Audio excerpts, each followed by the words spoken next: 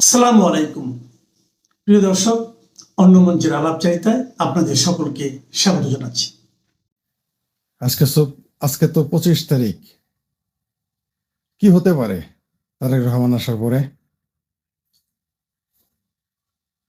নিজেদের মধ্যে আভ্যন্তরীণ কোন্দল বাড়বে, নাকি জামাত বিএনপির সাথে সংঘর্ষে যাবে, নাকি জামাত বিএনপি ইউনূসের সাথে মিলকে জুলকে একটি সরকার গঠন করবে, অথবা ভারতের ইশারায় ভারতের সাথে আপোষ করে সরকার গঠন করবে? এটা আমি বলি নাই, এটা জামাতের পক্ষে যারা আছে তারা এটা ঘোষণা করেছে যে তারেক রহমান ভারতের সাথে চুক্তি করে তারপরে বাংলাদেশে আসতেছে। এটা আমার কথা না, তাদের কথা। যদি এর সাথে আমি একমত না। ধরেন বিএনপি জামাত এনসিপি মিলকে জুলকে সরকার গঠন করলো, এটা কতদিন থাকতে পারে? 1 মাস, 2 মাস, 3 মাস, 1 বছর, 5 বছর, 10 বছর, কতদিন থাকবে? আর আপনারা কি মনে করেন যে এই যে প্রতি মুহূর্তে, প্রত্যেক সেকেন্ডে সেকেন্ডে, মিনিটে মিনিটে ভারত ভেঙে ফেলবে, এটা ভেঙে ফেলবে, ওইটা ভেঙে ফেলবে বলা লোকগুলো যারা সারা দেশে গিজ গিজ করছে, এদের সংখ্যা বাড়বে না ভবিষ্যতে কমবে? আশা করি আমার কথাটা বুঝতে পেরেছেন আমি কি বলতে চাই। সবচেয়ে বিপজ্জনক বিষয় হলো যে একটা দেশের যারা রাজনীতি করতেছে বা রাজনীতি করতে চায়, বা দেশের রাজনীতি যারা দখল করে রেখেছে, তারা প্রত্যেকটা মানুষ সকল প্রকার রাজনৈতিক শিষ্টাচার বহির্ভূত বক্তব্য দিচ্ছে। বাংলাদেশে যারা এখন এত লাফালাফি করতেছে, ভারতের 7 সিস্টার ভেঙে ফেলবে, দিল্লি দখল করবে। আচ্ছা, ধরেন ভারতের মতো ক্ষমতাধর রাষ্ট্রটি যদি এই বাংলাদেশের এই বাঙ্গুরা হইতো, আর ভারত ধরেন বাংলাদেশের মতো ছোট একটি রাষ্ট্র, এতক্ষণ এই রাষ্ট্র অস্তিত্ব থাকতো না। তাই এই দেশের কপাল ভালো যে ভারতের মতো একটি রাষ্ট্র আছে। বলে যে সুদূর বুদুর মার্কা কথা বলে, বাংলাদেশের মতো যদি উগ্র হইতো ভারত, তাহলে এই বাংলাদেশ অস্তিত্ব থাকতো এতদিন। 16 মাসে তো 16 বার দখল করতো, আর নাহলে 16 টুকরা করে ফেলতো। তো আরেকটা জিনিস বলি, এখানে ভারতের কিছু ত্রুটি আছে। সেটা হলো প্রবাদ বাক্য দিয়ে বলি, তা হচ্ছে যে বেশি বড় হয়েও না, ঝড়ে ভাঙবে মাথা। এটা বাংলাদেশের জন্য প্রযোজ্য। এত বার বাড়ছে যে কোনো মুহূর্তে ভাঙতে পারে। আবার বেশি ছোট হইতে হয় না, বেশি ছোট হইলে ভেড়া পাঠা এরাও গাছের পাতা খেয়ে ফেলে, যেটা ভারত করতেছে। আমিও জানি যে ভারত একটি চাণক্য নীতির দেশ, তারা চাণক্য নীতি ফলো করে, ফাইন, ভেরি নাইস। কিন্তু চাণক্য নীতির মধ্যে কি শুধু ডিফেন্সিভ, শুধুমাত্র ডিফেন্সিভ? আমার তা মনে হয় না।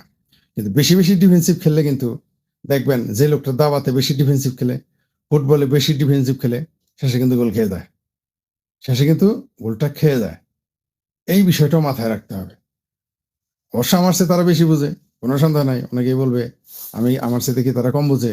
কোনো অংশই কম বুঝে না, অবশ্যই তারা আমার চেয়ে বেশি বুঝে, কোনো সন্দেহ নাই। কিন্তু আমার কাছে যেরকম মনে হয় সেরকম বক্তব্য দিলাম আর কি। আর আপনি দেখবেন যে হঠাৎ করেই পাকিস্তানের এক রাজনৈতিক দলের নেতা যারা এখন ক্ষমতায় বলেছে যে বাংলাদেশে যদি হামলা করে ভারত, বা ভারতের সাথে কিছু হয়, তাহলে পাকিস্তান বসে থাকবে না, ক্ষেপণাস্ত্র হামলা চালাবে। তার মানে বুঝতে পারছেন তো এরা কেন এত লাফালাফি করছে। তো পাকিস্তানি সুধীর ভাই, তোমাকে বলি, তোমরা কাশ্মীরেই যখন ঠেলা খাও, তোমরা ফিরাইতে পারো না, আর 1800 মাইল দূরে এসে বাংলাদেশের পক্ষ নিবা, তোমরা কি করতে পারো আমরা জানি। তোমরা যে জজবা পয়দা করছো, এই জজবা দিয়ে কিছু জেহাদি সন্ত্রাসী জঙ্গি পশ্চিমবঙ্গ পর্যন্ত পাঠাইতে পারবা। যুদ্ধ করে কোনোদিন 2 ফ্রন্ট থেকেও যদি একবারে যুদ্ধ করো, তারপরে মুরদে তোমাদের কোলাবে না, ভারত কিন্তু সেটা ফাড়াই ফেলবে। পাকিস্তানের ইতিহাস আজ পর্যন্ত কোনোদিন জিতে নাই, বাংলাদেশের বাঙ্গুর এটা মানতেই যায় না। খুব শীঘ্রই তারা পুনরায় এই ভারতের সাথে একটা ঝামেলা করে নিজের দেশটাও খোয়াবে, নিজের দেশের ভাগাভাগি হয়ে যাবে। পাকিস্তান একটা সেই রকম শক্ত একটা ধারা খাবে। এটা না করলে এদের ভালো লাগতেছে না। আসলে সুখে খাইতে সবারই ভূতে গিলা। তো পাকিস্তানের বিরুদ্ধে কিন্তু ভারত একটা গুলি না করেও ভিখারিস্তানে পরিণত করেছে। আবারও বলে দেই, বাংলাদেশকে জাকাতিস্তান বানাবে জামাতের নেতাই বলছে। এটা ভারতকে বানাইতে হবে না, জামাতের নেতাই বলছে যে বাংলাদেশে ভবিষ্যতে মধ্যপ্রাচ্য থেকে জাকাত এনে খাওয়াবে। ঠিক আছে, সুতরাং এটাকে জাকাতিস্তান ভারতের বানাইতে হবে না, জামাত নিজেই বানাবে ক্ষমতায় গেলে। কিন্তু আমি যেটা বলতে চাই, যদি ভারত কোন রকম ঝামেলা করে, তাহলে কিন্তু বাংলাদেশের মানুষকে না খেয়ে থাকতে হবে, দুর্ভিক্ষ হবে। কতবার আপনাদের বলতেছি, মানতেছেন না। বাংলাদেশের মানুষ এরকম বেকুব। কিছুদিন আগে কয়েকজনের সাথে কথা হলো, তারা কি বলছে জানেন? বাংলাদেশের কাছে পেঁয়াজ না বেচলে নাকি বাংলাদেশ না খেয়ে মারা যাবে। এইটুকু এই আকল এবং এই কথাগুলো কিন্তু কম বয়সী গুলামান শুধু বলে নাই, মধ্যবয়স্ক বয়স্ক মানুষ আমাকে বলেছে। মানে এইরকম বুদ্ধি যে বাংলাদেশের কাছে যদি ভারত বেচা বিক্রি না করতে পারে তাহলে ভারত না খায় থাকবে। এই আকল নিয়ে বাংলাদেশের জনগণ রাজনীতি করে। এদের যে কি পরিণতি অপেক্ষা করতেছে আপনি কি করে বুঝতে পারবেন? মানে এটা কোনো কথা যে বাংলাদেশের কাছে যদি পেঁয়াজ না বেছে বাংলাদেশ নাকি, এমন কথা আমাকে বলেছে। মানে আমি হাসি, আমি তো বলি এখন আমি নতুন কৌশল নিছি, মনে করেন আমি কাউকে ফোন দেওয়াই, কাউকে দিয়ে আমি শুনি তারা কি বলে, ঠিক আছে? আমি ফোন দিতে দেই যে এই প্রশ্নগুলো করো এই লোকের কাছে, তখন পাশে থেকে আমি এগুলো শুনি তারা কি কি বলে। কারণ আমি প্রশ্নগুলো অনেক উত্তর দিতে চাই না, সেটা চালাক লোক হোক আর বোকা লোক হোক, তারা তখন তার অন্তরের কথাটা বলে না, তখন মুখস্থ কথা বলে বা কথার ভাও বুঝে কথা বলে, আসল কথাটা বলে না। আমি আমার কৌশলটা বুঝছেন তো? ধরেন আমি আপনাকে বললাম যে আপনি এক্স ওয়াই জেড এর ফোন দেন, আপনি তখন এক্স ওয়াই জেড এর ফোন দিলেন, এক্স ওয়াই জেড এর ফোন দিলেন, এক্স ওয়াই জেড তখন তার আমার সাথে লাইভে, আমার সাথে তার কন্ট্রাক্ট আছে মোবাইলে, আমি তখন হোয়াটসঅ্যাপে তার লাইনেই আছি, কথা শুনতেছি কে কি বলতেছে। এবং এগুলো কিন্তু আমার পরিচিত জন, কিছু লোক অপরিচিত, আমি তাকে বলি যে তুমি তোমার খালুরে ফোন দাও, তুমি তোমার মামারে ফোন দাও, তুমি তোমার আম্মারে ফোন দাও, তুমি তোমার শাশুড়িরে ফোন দাও, যে এই প্রশ্নটা একটু করো তো ছোট ভাই বা বাতিজা বা ভাইনা, বা অনেকেরই বলি যে একটু দেখো, মেয়েদেরও বলি তোমার খালার একটু ফোন দিয়ে একটু জিজ্ঞেস করো, তোমার মায়ের এটা প্রশ্ন জিজ্ঞেস করো, অথবা তোমার শাশুড়ির এটা জিজ্ঞেস করো, তোমার বান্ধবীর এটা জিজ্ঞেস, অথবা তোমার প্রফেসরে জিজ্ঞেস করো। এটা হলো আমার কৌশল, আপনাদের বললাম একটা নতুন কৌশল নিয়েছি এবং ভালো ফল পাচ্ছি। কারণ আমি একজন প্রফেসরকে জিজ্ঞেস করছিলাম, প্রফেসর দেখি হিসাব করে করে কথা কয়, সেই প্রফেসরকে ওই প্রশ্ন আরেকজনকে দিয়ে করাইছি, সে সুন্দর সুন্দর উত্তর দিয়েছে, সুন্দর সুন্দর উত্তর, মানে যা সে বিশ্বাস করে তাই বলেছে। মানে আমার সাথে যে সুদূর বুদুর মার্কা হিসাব করে কথা বলছে এটা বলে নাই, সে তার মতো করে সব প্যার প্যার প্যার প্যার ভের ভের করে সব বলে দিছে। মানে এই দেশের মগজ আপনি চিন্তাই করতে পারবেন না। আপনি এদের যদি মানে এদের শুধু ইন্টারভিউ নেবেন, বাংলাদেশের বর্তমান জনগণের শুধু ইন্টারভিউগুলো নেন আর বিশ্বের মানুষের শোনান, তারা বলবে যে এরা কি মানে গাঁজা খায় বলবে না, এরা বলবে যে এরা কি দুধের শিশু নাকি এরা মূর্খ। এই দুইটা ছাড়া আর কিছু, হয় মূর্খ মানে লজ্ঞ বলবে, একের মূর্খ বলবে, আর নাহলে বলবে এরা দুধের শিশু, অবুঝ, এছাড়া আর কিছু বলবে না। কারণ একজন 50 বছরের 60 বছরের 70 বছরের লোক যখন বলে, জেনজিরা বলে নাই, জেনজির মা খালা দাদি নানি আম্মারা আব্বারা বলছে যে ভারত যদি বাংলাদেশে পেঁয়াজ চাউল বেচতে না পারে ভারত নাকি না খায় মরবে। এইরকম তাদের আকল। এই আকল নেই আসলে। এখন এদের আপনি কি বুঝাবেন? এদের মানে মাদ্রাসা সাপ মগজ, এই মাদ্রাসায় পাকিস্তান তার এমন, যেমন পাকিস্তানের লোকজন দেখবেন এমন জজবা, তারা কি বলে জানেন? হাম লোগों के पास जज्बा है, কালমা গো জজবা है, কালেমার জজবা है, हम लोग কালেমা গো মুসলমান। মানে এটাই নাকি, এমনকি বাংলাদেশের এক ছেলে তো বলছেই যে পারমাণবিক বোমা নাকি গিলে খাই ফেলবে, গিলা খাবে, ভারতে পারমাণবিক বোমা তারা গিলা খাবে, কাজ করবে না। আবার সেম পাকিস্তানের লোকজন বলছে, আপনি পাকিস্তানের চ্যানেলগুলো দেখবেন, জনপ্রিয় ইউটিউবারদের চ্যানেলগুলো দেখবেন, তারা বলছে যে পাকিস্তানের পারমাণবিক বোমা কাজই করবে না, কারণ তারা শুধু বলবে লা ইলাহা ইল্লাল্লাহ, আল্লাহু আকবার, নারায়ে তাকবীর, আল্লাহু আকবার, পারমাণবিক বোমা কাজ করবে না। তো এরকম বেকো ভোকাসোদা যে জাতি, মানে শুধু বাংলাদেশ না, পাকিস্তানের সেম। আর বাংলাদেশ কেন পাকিস্তানের মতো ভাবে? কারণ ওই পাকিস্তান থেকে বাংলাদেশে এই জজবাগুলো ট্রান্সফার করা হয়, এই চিন্তা চেতনাগুলো এখানে পাঠানো হয়, তার জন্য তারা এই ভাষাতে কথা বলে। এখন আপনি এই সমস্ত স্টুপিড মূর্খ গবেট যাদেরকে আমি আদর করে নয়া নাম দিয়েছি, আবার এই নামটাও আবার কেউ পরে বললেন না যে এই নাম আমি দিই নেই, এই বাঙ্গু নাম নেই, যেরকম টানাটানি, ঠিক আছে এটা সত্য, বাঙ্গু নাম আপনার অনেক নাম আমার দেখি কপি করে নিয়ে যান, তো একটু ই দিয়ে আর কি, কপিরাইট দিয়ে আর কি, যে নামটা শেখ করে দিয়ে বলছে, ঠিক আছে? এই জন্য এদের নাম দিয়েছি আমি মোহাম্মদী মূর্খ। এরা তো নিজেরা বাঙালি মনে করে না, একটাও না, আপনি পারবেন না বাঙালি মনে করতে, এরা বলবে মুসলমান, একটাও বলবে না তারা বাঙালি, বলবে মুসলমান। বুঝতে পারছেন তো? সারা পৃথিবীর আরব তুর্কি ইরানিরা বলবে তারা ইরানি, তুর্কি, ইরাকি, আরবি, কিন্তু মিশরি, কিন্তু এরাই শুধু বলবে একমাত্র তারা মুসলমান, আর কেউ এইভাবে বলে না। তো এই জন্য বাংলাদেশ পাকিস্তানের এদের আমি নাম দিয়েছি মোহাম্মদী মূর্খ। ভারতের গুলো সেম, ভারতের গুলো দেখবেন দীপচন্দ্র দাসেনে জিজ্ঞেস করেন যে পুরা গেল, এটা নিয়ে একটু মন্তব্য করো, সুধীর ভাই কি বলবে? না না না, আমরা বাংলাদেশ নিয়ে কেন কথা বলবো? 4,000 মাইল দূরে হামাসারা কি করলো, ওরা যখন মাইর খায় তখন সিকরি লাগায়, কারণ হলো তারা তখন ভাই, কিন্তু বাংলাদেশের এগুলো তখন সুধীর ভাই হয়ে যায়। বাংলাদেশের বামপন্থীরা এরকম একটু কোন রকম, এইবার যেহেতু জিন্দা জ্বালাই দিছে দীপচন্দ্র দাসের ময়মনসিংহের বালুকায়, তাই কোন রকম একটু পেপা ভোবা করছে বাংলাদেশের 2-4টা বামপন্থী। নাহলে তাও এই বামপন্থীদের দীপচন্দ্র দাসের কথা বলতে গিয়ে না, সাথে সাথে ভারতের ট্রেনে, ভারত এটা করছে ওটা করছে, ওটাও ট্রেনে আসছে, মানে ওটার সাথে একটা ব্যালেন্স করছে। ব্যালেন্স ছাড়া চলো, ভারত কানতেই হবে, ভারতের দুষ্টই হবে। তারেক 18 বছর, প্রায় 18 বছর পরে দেশে ফিরছে। আমি প্রায় ২০ বছর পরে দেশে ফিরব অচিরেই। তারেক বাংলাদেশে শেষ পর্যন্ত আসছে। অনেক খুঁচিয়েছি আমরা গত ১.৫ বছর ওকে দেশে ফেরানোর জন্য, কারণ গত ১.৫ বছর ধরে সে দেশে ফিরে না ইত্যাদি নাটক ড্রামা আমরা দেখেছি। কোনো মতে তারেক দেশে ফিরছিল না, কিন্তু শেষ পর্যন্ত একটি ডেভেলপমেন্টের কারণে সে বাংলাদেশে ফিরছে। সে ডেভেলপমেন্টটা কি? সে ডেভেলপমেন্টটা হচ্ছে সত্য এটি যে তারেকের সাথে সজীব ওয়াজেদ জয়ের একটি সমঝোতা হয়েছে। এখানে এই সমঝোতার ভিতরে সজীব ওয়াজেদ জয় এবং তারেক রহমান ছিল, এটা মিথ্যে নয়। এবং তাদের ভিতরে কথা হয়েছে, এটা আমি নিশ্চিত। আমার সোর্স আপনাদেরকে বলার এখানে প্রয়োজন আছে বলে মনে করি না। যাই হোক, তারেক ফিরছে এবং এই দেশে ফেরার ভেতরে মধ্যস্থতা করেছে ভারত, এবং ভারতের থামস আপের পরে তারেক দেশে ফিরছে। এতে কি প্রমাণিত হচ্ছে? প্রমাণিত হচ্ছে ভারতকে বৃদ্ধাঙ্গুলি দেখিয়ে বাংলাদেশে রাজনীতি করা এখনো সম্ভব নয়। আমি কোনো দেশের লেজুর বৃত্তিতা করে বাংলাদেশ চলবে, আমি সেটা আশা করি না, আশা করতে চাই না। এবং আমি আশা করি যে আমরা প্রতিবেশী রাষ্ট্রগুলোর সাথে বন্ধুত্বপূর্ণ সম্পর্ক বজায় রেখে বাংলাদেশ এগিয়ে যাবে। কিন্তু আমরা পার্শ্ববর্তী বা দক্ষিণ এশিয়ার কোনো নির্দিষ্ট দেশের সাথে আমরা এমন কোনো সম্পর্ক গড়ে তুলব না যাতে সেই দেশটির চামচা রাষ্ট্রে বা অধস্তন রাষ্ট্রে আমরা পরিণত হই। পাকিস্তানের সঙ্গে আমাদের সম্পর্ক দরকার আছে, কারণ ৭১ সালে যুদ্ধের পরে আমরা তাদের সাথে কোনো রকম সম্পর্ক গড়ব না, সেটাও আমি মনে করি না। আমি মনে করি যে আমরা ৭১কে না ভুলে গিয়ে পাকিস্তানের সাথে সম্পর্ক থাকতে পারে এবং থাকা উচিত, যাতে করে একটি চেক অ্যান্ড ব্যালেন্স থাকে। কিন্তু শেষ পর্যন্ত তারেককে প্রমাণ করে দিল যে ভারতের সাথে আতাত না করে দেশে ফেরা সম্ভব নয়। আমাকে এই বিষয়ে পিঙ্কুর একটি ভিডিও পাঠিয়েছে একজন, সেখানে যে সে পুরোটা মিথ্যা কথা বলেছে তা কিন্তু না, এটা আমি বলতে পারি। আমি পিঙ্কুকে যথেষ্ট অপছন্দ করি, সেটা আপনারা জানেন, কিন্তু এই কথাটা একেবারে অমূলক নয় যে ভারতের সাথে একটি আতাত হয়েছে দু দলের। আপনারা জানেন যে আমি বহুদলীয় গণতন্ত্রে বিশ্বাস করি।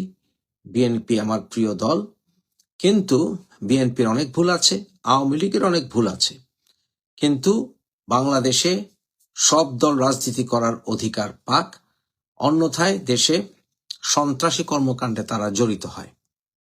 বাংলাদেশে তবে যারা স্বাধীনতার সার্বভৌমত্বে বিশ্বাস করে না, সেই দলগুলোর রাজনৈতিক অধিকার দেওয়া উচিত নয়, কারণ তারা দেশদ্রোহী এবং সেই দলগুলো হচ্ছে সন্ত্রাসী। যাই হোক, তারেক দেশে ফিরছে। এক হিসেবে সে দেশে ফিরে কি উল্টোবে কে জানে। দেশে কোনো ব্যাপক পরিবর্তন আসবে বলে আমি মনে করি না। সে আমেরিকান প্রেসিডেন্টের স্টাইলে চলা শুরু করেছে। আমেরিকান প্রেসিডেন্ট যেমন নিজস্ব এয়ার ওয়ান আসে, ওই প্লেনে, আমেরিকার নিজস্ব প্রেসিডেন্সিয়াল প্লেন, অনেকটা নিজস্ব প্রেসিডেন্সিয়াল প্লেনেই তারেক আসছে। সেই এয়ারক্রাফটের অর্থাৎ বিমানের সেই ক্রাফটে সেই প্লেনের স্টাফ পর্যন্ত চেঞ্জ করে দেওয়া হয়েছে।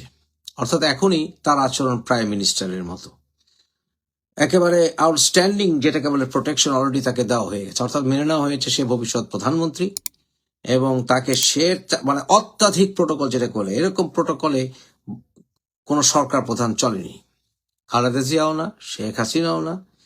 কিন্তু তার এয়ারপোর্টে সে ল্যান্ড করবে, সেখানে ওই সময় এয়ারপোর্টে কেউ থাকবেই না, সাধারণ জনগণের আগমনই সে সময় বন্ধ। বাংলাদেশের ইতিহাসে এরকম কারবার আমরা দেখি নাই। তারপর তার যে প্রোটেকশন, তার আমেরিকান প্রেসিডেন্টের মতো তার নিজস্ব গাড়ি বহর, নিজস্ব বাড়ি।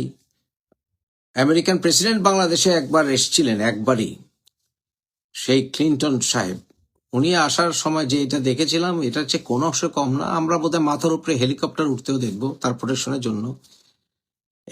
এই ধরনের প্রোটোকল মেনটেন করে তারেক বাংলাদেশে কিভাবে রাজনীতি করবে আমার বুঝে আসে না। বাংলাদেশে একজন জ্ঞানী এবং একজন যাকে বলে এলিট পরিবারের মানুষ ডক্টর কামাল হোসেন বাংলাদেশের রাজনীতিতে অশ্ব ডিম পেরেছিলেন। মেইন কারণ হচ্ছে উনি হাটে মাঠে ঘাটে ঘুরে বেড়াতে পারতেন না। একবার ধানমন্ডিতে নির্বাচন করার সময় উনি বিভিন্ন বস্তিতে গিয়ে কতবার যে নিজের শার্টে টোকা দিয়েছেন বালু লেগেছে বলে আমাদের মনে আছে। তো তারেককে যেখানে এরকম প্রোটোকল নিয়ে চলে, সে বাংলাদেশে রাজনীতি করবে কিভাবে, কিভাবে জনগণের কাছে যাবে, কিভাবে মাঠে ঘাটে দৌড়ে বেড়াবে, ওর বাবা যেমন বসে গিয়েছিল মাঠে ময়দানে, ও কিভাবে বসবে আমার তো ভাই বুঝে আসে না। যদি সেগুলি না লোক দেখানো, ওই কুইন এলিজাবেথের মতো লোক দেখানো ঘোরাঘুরি না হয়ে থাকে, তাই আমার মনে হয় না এই হানিমুন বেশি দিন চলবে। আর তারেক বাংলাদেশে রাজনীতিতে আসছে এবং সে ভারতের মন জয় করে টিকে থাকতে পারবে আমি মনে করি না। দেখতে হবে যে তারেক বাংলাদেশে এসে সেই মঞ্চে ভাষণ দেওয়ার সময় সে কতগুলো কথা বলে কিনা। প্রথমত, সে যদি পাকিস্তানের সাথে প্রেম দেখায় বা ভারতকে যদি ধিক্কার দেয় কোনো না কোনোভাবে, আবার যদি স্লোগান দেয় দিল্লি না ঢাকা, ঢাকা ঢাকা এরকম কিছু বলে, তাহলে তার সাথে ভারতের যে একটি আন্ডারস্ট্যান্ডিং আছে সেটা ভেঙে পড়বে। এবং অপরদিকে যদি ভারতের সঙ্গে অতি বন্ধুত্ব দেখায় বা ভারতের বিরুদ্ধে যদি কিছু না বলে, তাহলে আবার পাকিস্তান এর সঙ্গে তার যত রকম প্রেম প্রীতি আছে এগুলো ভেঙে যাবে। সে তার মাকে শয্যাশায়ী অবস্থায়, বোধহয় তার মা আর দুনিয়াতে নাই যতটুকু জানি আমরা, যদি থেকেও থাকে কোনো ছেলে মৃত প্রায় বা মৃত মার ডেড বডি বা প্রায় ডেড বা কমাতে রেখে কিভাবে সম্বর্ধনা গ্রহণ করবে কয়েক ঘন্টার ভেতরে, ভাই আমার বুঝে আসে না এটা কি ধরনের সন্তান বা কিভাবেই বা পারবে। It doesn't make sense. এটা এক দুদিন পরেও হতে পারতো, এক দুদিন পরে হলে বোধহয় তারেকের সম্মানহানি হতো না। আমরা সেখানে যে মানুষের গ্যাদারিং হওয়া দেখা শুরু করেছি, তারেকের মুখোশ পরা, অর্থাৎ তারেকের মতো মুখোশ, তারেকের ছবি সম্বলিত মুখোশ পরা, সেখানে যেভাবে তারেক তারেক করা, মানে বাংলাদেশে একজন রাজাধিরাজ মহারাজ আসছেন। বাংলাদেশের মানুষ চামচামিতে বোধহয় বিশ্ব রেকর্ড। আনফরচুনেটলি আমরা এই চামচামি থেকে বেরোতে পারলাম না। আনফরচুনেটলি বাংলাদেশ যেহেতু এখন পর্যন্ত এই বাংলা, পূর্ব বাংলা 33টি পরিবার 2000 বছর আমাদেরকে গোলাম বানিয়ে রেখেছে। মনে করেছিলাম অন্তত একটি পরিবার থেকে, পারিবারিক শাসন থেকে আমরা মুক্তি পেয়েছি, তবে আমরা আরেকটি পারিবারিক শাসন আমরা এখন কন্টিনিউ দেখব। তারেকের বউ তারেকের কাছে গিয়ে আবার একসাথে দেশে ফিরে, এটা কোনো লজিক্যাল মেক সেন্স করেনি আমার কাছে। বাট নেভার দিলেস আরেকটি কারণ হতে পারে যে তার বউ তার সাথে যাবে, তার সাথে আসবে সম্বর্ধনা, সে রাজাধিরাজের সম্বর্ধনা, রানী মহারানী উনি আসবেন, রাজকন্যা আসবেন। অর্থাৎ আমাদের বাংলাদেশে একটি বিশাল জনগোষ্ঠী এখনো পরিবারের পা চাটার জন্য উঠে পড়ে লেগেছে। আমি যখন বলি যে আমি জিয়াউর রহমানকে ভালোবাসি, বঙ্গবন্ধুকে ভালোবাসি, আবার যখন বলি যে বাংলাদেশে বহুদলীয় গণতন্ত্র দরকার, যখন আমি বলি বিএনপি আমার প্রিয় দল, জাতীয়তাবাদী দল, কিন্তু আবার যখন তারেক রহমানের সমালোচনা করি, বিএনপির সাপোর্টাররা এটা গিলতে পারে না। কিন্তু আমি বলি যে আমি যেহেতু বহুদলীয় গণতন্ত্রে বিশ্বাস করি, যেহেতু শহীদ রাষ্ট্রপতি জিয়াউর রহমানের কাছেই আমি শিখেছি, আমরা জেনেছি ব্যক্তির চাইতে দল বড়, দলের চাইতে দেশ বড়, তাই আমার এই দলকে সমর্থন করার পাশাপাশি দলের প্রধানকে সমালোচনা করার অধিকার আছে বলে আমি মনে করি। এবং সেই অধিকার না দিলে অধিকার আমরা আদায় করে ছাড়ব। এবং সেই ক্ষেত্রে আমি মনে করি তারেক রহমান বিএনপির যোগ্য নেতা নয়। ভবিষ্যতে তার প্রমাণ করার বিষয় থাকতে পারে, আপনারা বলতে পারেন, কিন্তু অতীত ক্লিয়ার না করে প্রমাণ কিভাবে হয়? 21শে আগস্ট গ্রেনেড হামলা হয়েছে। 21শে আগস্ট গ্রেনেড হামলার মামলা কিন্তু আসলে ভেস্তে যায়নি, সেটা একটি প্রক্রিয়াগত ত্রুটির কারণে সেটি ড্রপ হয়েছে। কিন্তু সেই সময় তো মানুষ মরেছে, বোমা তো ফেটেছে, মানুষ তো আহত হয়েছে, তাহলে কি বলতে হবে না যে 21শে আগস্ট গ্রেনেড হামলার বিচার একদিন হবে? তাহলে কি সেই বিচারিক প্রক্রিয়া থেকে তারেক আবার প্রশ্নবিদ্ধ হবে না? এই প্রশ্নগুলোর উত্তর দিতে হবে। অপরদিকে আওয়ামী লীগের যে সকল নেতারা ভুল করেছেন, দলের 12টা বাজিয়েছেন, তাদেরকে দলে রেখেই কিভাবে তারেক সেখানে সমঝোতা করলো আমার কাছে বুঝে আসে না। নেভারদিলেস, আমাদের বাংলাদেশ আবার পড়ে গেল গ্যারাকলে। একই জিনিস আমরা, অর্থাৎ old wine in new bottle. গুণগত কোনো পরিবর্তন আসবে বলে আমি মনে করি না। দেখেন, তারেক রহমানের নাগরিকত্ব বিষয়টিও কিন্তু সেটেলড হয়নি। তারেক এখন পর্যন্ত মুখ খুলে বলেনি একবারও যে তার ব্রিটিশ নাগরিকত্ব নেই। কারণ আমার কাছে যত ইনফরমেশন আছে এবং এর আগে যতবার আপনাদেরকে বিভিন্ন লজিক আমি উপস্থাপন করেছি, যেহেতু আমি ইমিগ্রেশন কেস ওয়ার্ক সুপারভাইজারের দায়িত্ব পালন করেছি বহু বছর, যেহেতু আমার আইনের পড়াশোনা করা আছে, অভিজ্ঞতা আছে, আমি বলতে পারি তারেকের ব্রিটিশ নাগরিকত্ব অবশ্যই আছে। এবং সে যদি না যতক্ষণ পর্যন্ত স্পষ্ট করে বলে তার ব্রিটিশ নাগরিকত্ব নেই, নাগরিকত্ব কখনো ছিল না, এরকম ভাবে যদি কথাবার্তা পরিষ্কার না করে, তাহলে তারেক বরাবরই যা আমাদের সংবিধান, যেটা আমরা এখনো ফেলে দেইনি, সেটাকে বৃদ্ধাঙ্গুলি দেখিয়েই প্রাইম মিনিস্টার হওয়ার জন্য চেষ্টা করবে। তারেক এটা অলরেডি উদাহরণ সৃষ্টি করেছে। আমরা জানি, যেমন মালেক উনি সিলেটের, উনি বিএনপি নমিনেশন পেয়েছেন, আব্দুল মালেক, এবং আমি ওনাকে বহু বছর চিনি। এবং মালেক ভাই উনি অবশ্যই ব্রিটিশ নাগরিক, কিন্তু উনি কিন্তু নমিনেশন পেয়েছেন। কিভাবে হলো? আবার কয়সার, সেও জগন্নাথপুরে ইলেকশন করবে সিলেটে, সেখানে সে কয়সার ব্রিটিশ নাগরিক, কোনো সন্দেহ নেই, তাকেও আমি চিনি। এবং সে কিভাবে নির্বাচন করছে সেগুলো হচ্ছে ফাঁক ফোকর দিয়ে। আমরা ক্যান্সেলেশনের, ব্রিটিশ নাগরিকত্ব ক্যান্সেলেশনের আবেদন করেছি, এই কথা বলে ফাঁক ফোকর করে তারা বাইপাস করে নির্বাচন করার চেষ্টা করবে। এগুলো হচ্ছে সবই ধোঁকাবাজি। এগুলো আসলে অনেক সিদ্ধান্ত আছে মামলার, যেগুলোতে আসলে এগুলো টেকে না, এগুলো ধোঁকাবাজি ছাড়া কিছুই না। তবে আমরা সেরকমই কিছু একটা দেখবো বোধহয়, কারণ আমরা এখন পর্যন্ত সালাউদ্দিন ভাই বলেছেন যে তারেক কিন্তু মুখ দিয়ে বলেননি যে সে ব্রিটিশ নাগরিকত্ব গ্রহণ করেছেন। মানুষ একাধিক নাগরিকত্ব রাখতে পারে, কিন্তু যখন আপনি পার্লামেন্টের মেম্বার হবেন, আপনি শুধুমাত্র আর্টিকেল 66(2) বাংলাদেশ সংবিধান, আপনি শুধুমাত্র বাংলাদেশের নাগরিকত্ব থাকতে হবে। অন্য কোনো নাগরিকত্ব থাকলে সেটা আপনাকে পরিত্যাগ করতে হবে। কিন্তু অলরেডি আমরা বিএনপির অনেক নেতা কর্মীদের কাছ থেকে শুনেছি যে তারা বলেছেন যে থেকেছেন তো কি হয়েছে, থেকেছে সো হোয়াট, অর্থাৎ এখনই সংবিধানকে বৃদ্ধাঙ্গুলি দেখানোর একটি প্রবণতা আমরা দেখতে পাচ্ছি বাংলাদেশে। এটা সত্য যে সব দলই কম আর বেশি চুরি, রাহাজানি, গুন্ডামি, বদমাশি করে, এবং অনেক গুন্ডা বদমাশকে আওয়ামী লীগও স্থান দিয়েছিল, দ্বার ভর্তিকে আওয়ামী লীগকে দিতে হচ্ছে। আমরা শামীম ওসমানের মতো গুন্ডাকেও দেখেছি আওয়ামী লীগে, এ সকল গডফাদারদেরকে আমরা দেখেছি।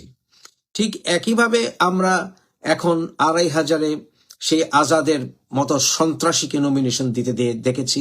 এমনকি তারেকের ওয়াইফ যখন এয়ারপোর্ট পার হচ্ছিল তার ব্রিটিশ পাসপোর্ট নিয়ে, আমরা তার ঠিক পেছনে আজাদের মতো সন্ত্রাসীকে হাঁটতে দেখেছি। অর্থাৎ আমাদের বাংলাদেশের ভাগ্যে কোনো পরিবর্তন আসবে না, বিএনপির গুণগত মান কোনো পরিবর্তন হয়নি। যতই তারা, এমনকি জামাতও, যতই তারা মিষ্টি মিষ্টি কথা বলুক, আমার যথেষ্ট তাদের প্রতি আমার বিশ্বাস কম আছে। অর্থাৎ আমাদের বাংলাদেশে, আমি আপনাদের বলেছি 24 অগাস্টের গণঅভ্যুত্থানের পেছনে আমার সমর্থন ছিল, কারণ আমরা একটা সুষ্ঠু নির্বাচন পাচ্ছিলাম না, গণতন্ত্র অবহেলিত হচ্ছিল, কিন্তু সেটা প্রক্রিয়াটা ছিল ভুল, সেখানে সন্ত্রাসীরা ফ্রন্ট লাইনে ছিল। অতএব তারপরেও এত ত্যাগের পরে আমরা যদি কোনো গুণগত মান পরিবর্তন না হয়ে থাকে, এমনকি আমি সজীব জয়ের মুখেও শুনেছি যে আমরা অনেক ভুল করেছি, উনি বলেছেন, তাহলে তারপরে যদি কোনো গুণগত মান পরিবর্তন না হয়ে থাকে, তাহলে তারেক রহমান আসলেই কি আর না আসলেই কি, উনি জেসাস ক্রাইস্টের মতো উনি 25 তারিখে ল্যান্ড করবেন। জেসাস ক্রাইস্ট যেমন মৃত মানুষকে আল্লাহর হুকুমে জীবন দিতেন, উনিও বোধহয় মৃত প্রায় বিএনপিকে জীবন দেবেন।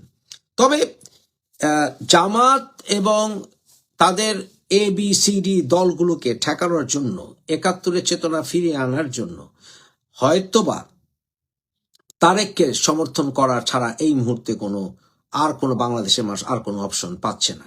কিন্তু এগুলি হচ্ছে ফ্যাসিজমের লক্ষণ, এগুলি হচ্ছে স্বৈরাচারিতার লক্ষণ, এগুলি হচ্ছে উদ্দেশ্যহীনতার লক্ষণ। এগুলি প্রমাণ বহন করে যে বাংলাদেশে আসলে প্রকৃত গণতন্ত্রের চর্চা দলগুলির ভেতরে নাই।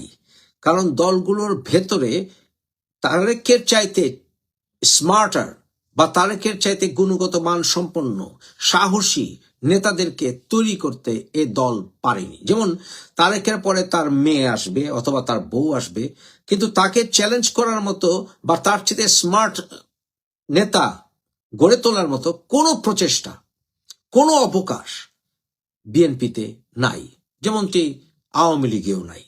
তাই আমাদের ভাগ্যে আসলে কোনো পরিবর্তন আসবে বলে আমি মনে করছি না। এটা আমরা অত্যন্ত দুর্ভাগ্যবান জাতি হিসেবে, অত্যন্ত দুর্ভাগ্যবান যে আমরা আবার একই গ্যারাকলে পড়তে যাচ্ছি।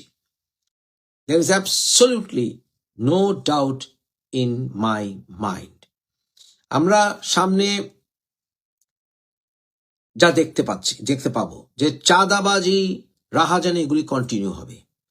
বিএনপি যেই 4,000 4,500 নেতা কর্মীকে নাকি তারা বহিষ্কার করেছে দল থেকে, কিন্তু আপনারা জানেন নীরবের মতো অনেক যারা ক্যান্ডিডেট হচ্ছে বিএনপির, তারা আবার বহিষ্কারের পরেও দলে ফিরে এসছে। বিএনপির যারা বহিষ্কার হয়েছিল চাঁদাবাজি, রাহাজানি, গুন্ডামির জন্য, তাদের প্রায় 60% দলে আবার ফিরে এসছে। তাই দলের কি মানগত উন্নতি হবে, বাংলাদেশে কি পরিবর্তন হবে?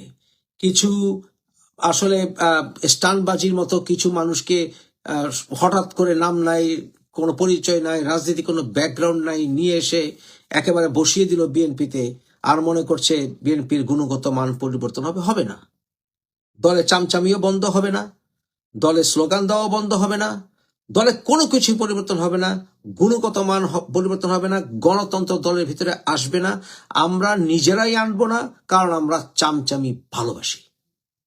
আসলে মেইন সমস্যাটা নেতাদের না, বোধহয় মেইন সমস্যা হচ্ছে আমাদের। This is the problem. এখন ব্যাপারটা হচ্ছে এরকম, আপনারা কেউ কমেন্ট করছেন দেখি না কি করে। এই দেখি না কি করে করতে গিয়ে বাংলাদেশে 10 বছর, 20 বছর, 30 বছর পার হয়ে যায়, এবং এই করে করে 50, 60, 70, 80 বছর নেতা যখন হয়ে যায়, তারপরেও আমাদের প্রধান দুটো দলে দেখি না কি করে, দেখি না কি হয়। কিন্তু ইন দ্য মিন টাইম আপনি একটি আস্ত জেনারেশনকে গিলে ফেলেছেন, একটি আস্ত জেনারেশনকে আপনি ধ্বংস করে ফেলেছেন। আমরা তারেক ফিরে আসছে, কিন্তু সে রাজনীতি কন্টিনিউ করতে পারবে কিনা আমার যথেষ্ট সন্দেহ আছে। কারণ এইভাবে প্রোটোকল নিয়ে বাংলাদেশের রাজনীতি করা সম্ভব নয়। বর্তমানে যে সরকার আছে, এই সরকার দ্রুত এক্সিট চাচ্ছে। তাই ডক্টর ইউনূস, আসিফ নজরুল এবং ওরা বোধহয় নির্বাচন চায়, কিন্তু জামাত কতটা চায় এখন আমার সন্দেহ আছে। এখন জামাত যদি হঠাৎ করে বলে নির্বাচনে যাবে না, বা এনসিপি যদি বলে বসে যে তারা নির্বাচনে যাবে না, তাহলে তারেক কিভাবে নির্বাচন করবে সেটা আমার তো বুঝে আসে না, এবং সেটা নির্বাচন করতে পারবে বলে আমি সন্দিহান। তবে আমি মনে করি সামনে অচিরেই আমরা একটি নতুন রাজনৈতিক মোড় দেখতে পাবো, এবং তারেক বাংলাদেশে মহারাজা, উনি এসছেন, আনন্দ করেন, ফুর্তি করেন, পার্টি করেন, কারণ আমাদেরকে মেনে নেওয়ার সময় এসছে। বাংলাদেশে গণতন্ত্র কোনোদিন ছিল না, বাংলাদেশের মানুষের, জনগণের হাতে কোনোদিন অধিকার ছিল না। বঙ্গবন্ধু যেমন বলেছিলেন, আমি প্রধানমন্ত্রিত্ব চাই না, আমি চাই আমাদের অধিকার, কিন্তু সেই অধিকার আমাদের আদায় হবার নয়। আমাদেরকে মেনে নিতে হবে যে আমরা বারবার চেষ্টা করেও আমাদের নির্বাচিত, আমাদের প্রকৃত গণতান্ত্রিক নেতাকে আমরা পাইনি, পাওয়ার অধিকার আমরা রাখি না, আমরা পেতে চাই না। আমরা গোলামি করতে ভালোবাসি, আমরা গোলামের জাত, এবং আমরা আমাদের মহারাজা এসেছেন, আসছেন, অন দ্য ওয়ে, তাকে বরণ করে নেন, এবং আরো কয়েক দশক গোলামি করার জন্য প্রস্তুত থাকেন। অনেক খুঁচিয়েছি আমরা গত 1.5 বছর ওকে দেশে ফেরানোর জন্য, কারণ গত 1.5 বছর ধরে সে দেশে ফিরে ফিরে না ইত্যাদি নাটক ড্রামা আমরা দেখেছি। কোনো মতে তারেক দেশে ফিরছিল না, কিন্তু শেষ পর্যন্ত একটি ডেভেলপমেন্টের কারণে সে বাংলাদেশে ফিরছে।